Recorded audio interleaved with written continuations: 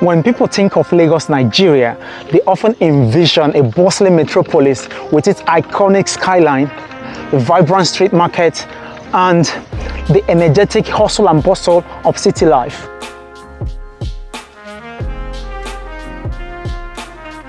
While Lagos indeed boasts all these attributes, there is a hidden gem in this urban jungle that might not be what you expect. Come, let me show you.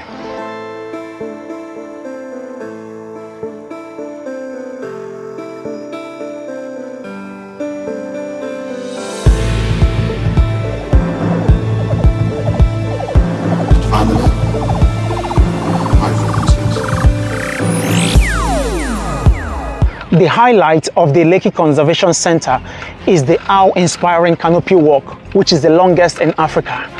The longest in Africa. Check it out.